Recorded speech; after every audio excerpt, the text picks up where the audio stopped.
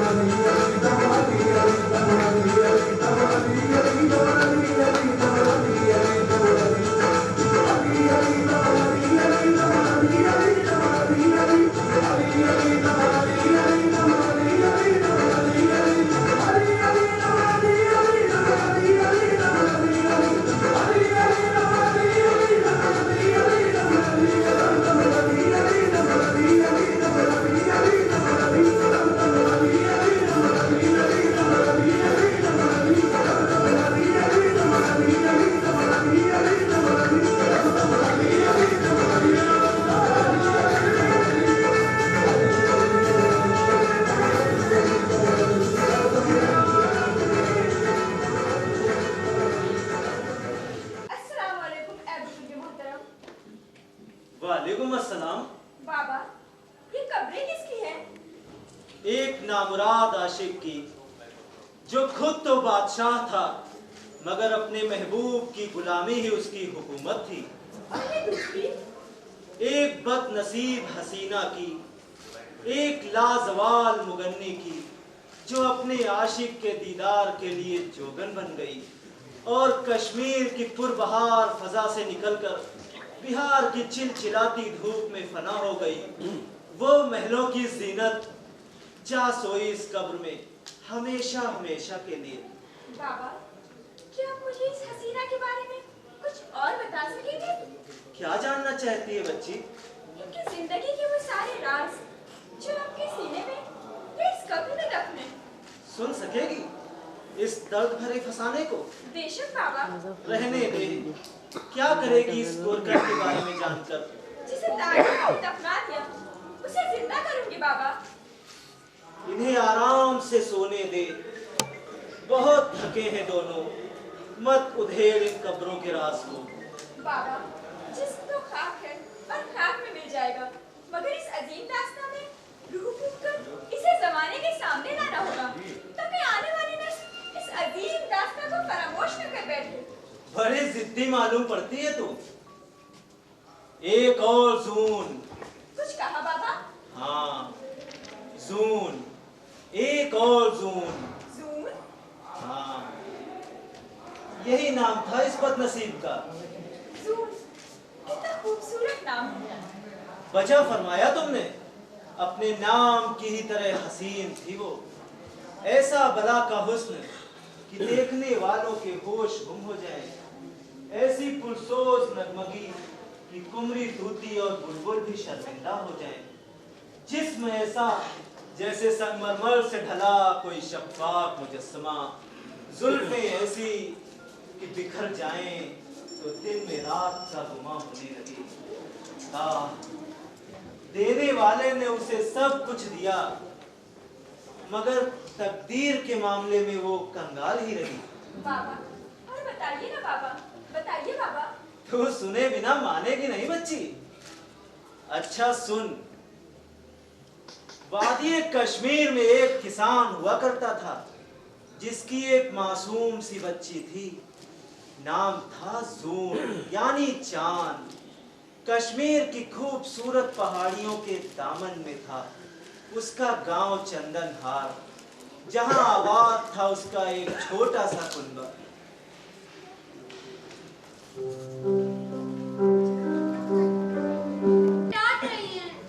अरे भाई, क्यों परेशान कर रही है हमारी जून को? आपको तो पता है ना कि जून हमारी जान है। जी भर कर सब चढ़ाइए लड़की जात को, मगर ये मजबूरी है किसी के ससुराल भी जाना है और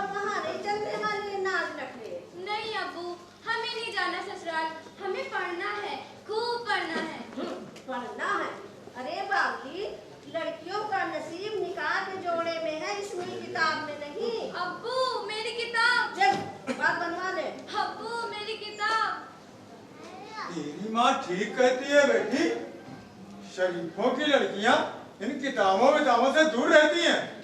अच्छी तरह समझा दीजिए इसे, वरना बाद में पछतावा हमारा मुकद्दर ना बन जाए। तुम खामोश रहो जी, हम बात कर रहे हैं ना। हमें खामोश कराने से कुछ नहीं होगा जी। गांव में काना फूसी शुरू हो गई है। खाना पूछी? हाँ हाँ, काना फूसी आपकी लाडली को लेकर। इसकी मजाल तो हमारी जून पे उंगली उठाए, और फिर ऐसा क्या कर दिया हमारी बेटी ने? क्या कर दिया?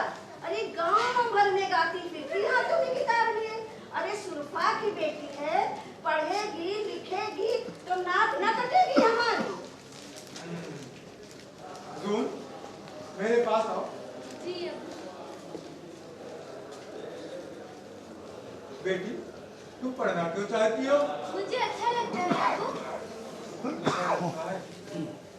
अच्छा ठीक है, तू अभी छोटी हो, जब बड़ी हो जाओ खूब पढ़ लेना। मगर अब्बू अभी क्यों नहीं?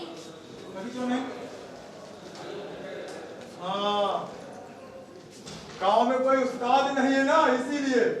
मगर गुलफाम, हैदर, नसीब सब तो जाते हैं मदरसे, वहाँ तो है उस्ताद। मगर मेरी जान, वो सब लड़के हैं और तुम लड़की। मैं लड़की हूँ ये आपको कैसे पता? ये तो सिर्फ अल्लाह पाक को पता है, उसी ने तो सबको बनाया है। चुप कर, बातों में तो तुझसे कोई जीत ही नहीं सकता। चल बात बनवा ले और मेरे साथ चूल्हा चौका दे। आखिर जाना तो तुझे ससुराली है। अब्बू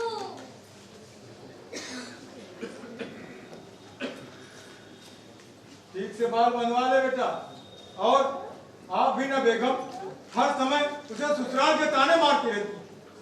अरे ब्याह कर, आखिर जाना तो उसे आपके भाई के घर पे ही है। तो क्या हुआ जी, ससुराल ससुराल होता है। अरे कहाँ चली? ये लड़की भी है, सुन लो। पानी तो पी लेने दे। ये लीजिए बाबा।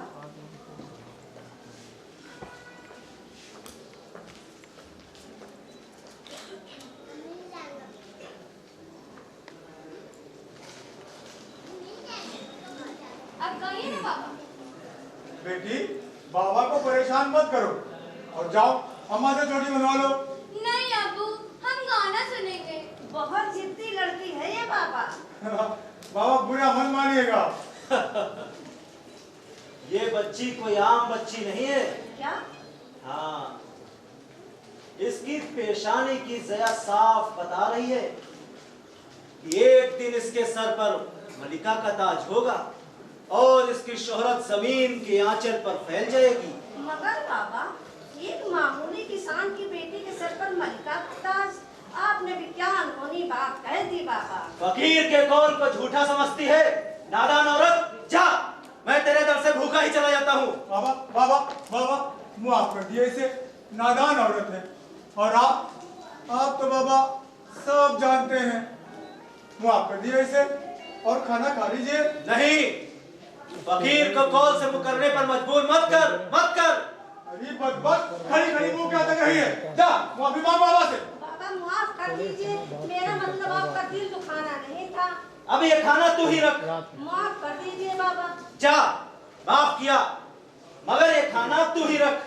ये खाना आपके लिए बाबा, खुदा के वास्ते इसे ना ठुकराइए। खुदा का वास्ता मत दे, नादान औरत।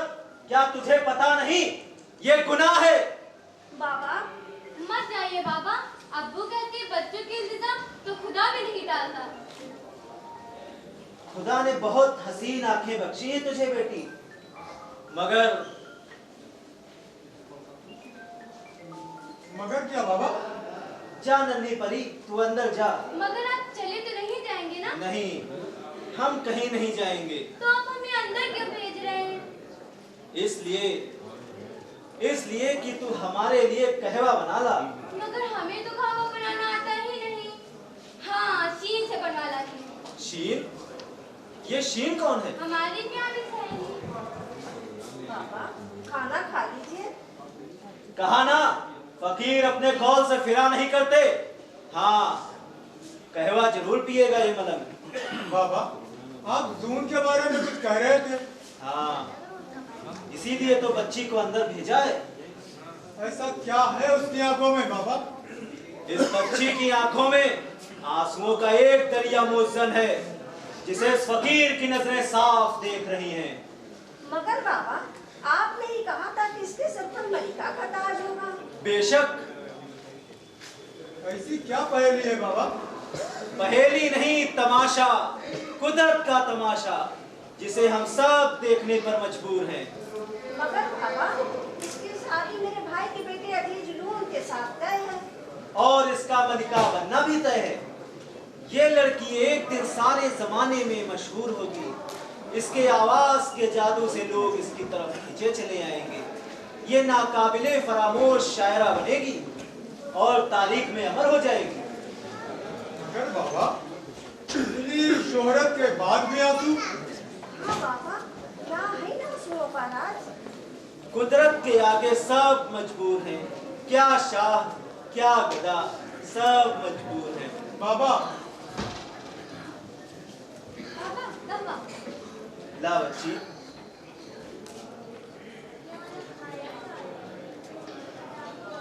वाह, क्या शानदार कहवा बनाया है मेरी शहजादी ने। मगर पापा, कहवा मैंने नहीं, इसने बनाया है। इसने? पर ये कौन है? शीन, मेरी प्यारी सहेली। शीन, यानी सफेद बर्फ। ये तीन बच्ची है बाबा। माँ बाप झेलम की लहरों में समा गए, अभी हमारे साथ रहती है। बेचारी बचपन से ही बदनसीब है बाबा। बदनसीब? क्या हुआ बाबा? तू नहीं समझेगा बच्चा। बस इतना समझ ले कि बर्फ तभी तक सुकून देता है जब तक वो हथेलियां नहीं जलाता। इसीलिए बर्फ को कभी हाथों पे नहीं उठाया जाता। माफ कीजिएगा बाबा, मगर आज की बातों ने तो हमें उलझा कर रख दिया। वक्त का इंतजार कर, सारी उलझनों का जवाब खुद ब खुद मिल जाएगा। खैर, फकीर की पेशीन गोइयों को नजरअंदाज मत करना। चलता हूँ। अल्लाहू अल्लाहू। और हाँ, इस बच्ची को बर्फ से बचा कर रखना। ये तो क्या बातें करती है? तुझे पता है लोग तेरे बारे में क्या-क्या कहने लगे हैं? क्या-क्या कहने लगे हैं? यही कि तू आवारा है, सारे गांव की इज्जत की चादर तार-तार कर रही है। ऐसा क्या गुनाह कर दिया हमने? पढ़ने लिखने का गुनाह, आशार लिखने और इन वादियों में उसे भटक-भटक कर गाने का गुनाह। अगर इल्म हासिल करना गुनाह है, तो ये गुनाह भी अजीज है। शीख, तू नहीं जानती, मगर मेरे आशार, मेरे गीत, मेरी जिंदगी है, और इनके बिना तेरी सुनी का कोई वजूद नहीं।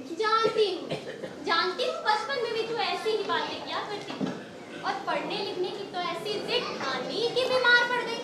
आखिरकार चचा जान ने तेरी जिंदगी की खातिर भेज ही दिया तुझे उस्ताद जी के पास पढ़ने के लिए।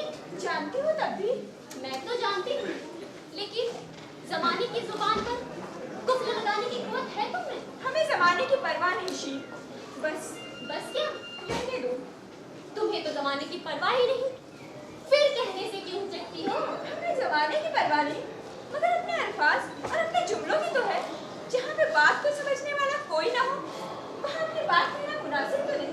वही तो मैं तुम्हें समझाना चाहती हूँ जूनी। यहाँ तेरे इल्म, तेरे जज्बात को समझने वाला कोई नहीं है। तू भी नहीं। क्या मतलब? तू भी मुझे आवारा समझती है। नहीं मेरी जान, लेकिन मैं तेरी तरह मासूम भी नहीं हूँ, जो बिल्ली की तरह आंखें बंद कर लूं और ये सोचूं कि मुझे तो कोई देख ही नहीं रहा। तो क्या मासूम होना भी गुनाह है? मासूम होना गुनाह नहीं है, लेकिन मासूमियत अक्सर गुनाह का शिकार हो जाती है। मुझे इसका गम नहीं कि कहेगा क्या जमाना। मुझे फिक्र है तो ये कहीं तुम बदलना चाहना। क्या मतलब? तुम हर बात का मतलब क्यों निकालती हो? बस एक मुखड़ा लिखा था, सुना दिया। अच्छा चलो, घर पे चची जान इंतजार कर रही होंगी। हेलो, पानी तो ले ले। हाँ हाँ।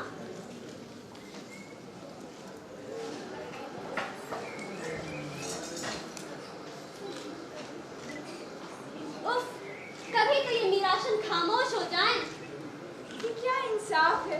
हम बेगुनाही की सजा पाएं, तुम्हारी बेरुखी से तंग आकर हम न मर जाए। या अल्लाह, ये बाज आने वाले नहीं। भाईजान, चले। थोड़ा आप लोग उधर निकल जाए, वहाँ ले जाए आप कैमरा। सर थोड़ा सा उधर ले जाइए, रिक्वेस्ट आपसे।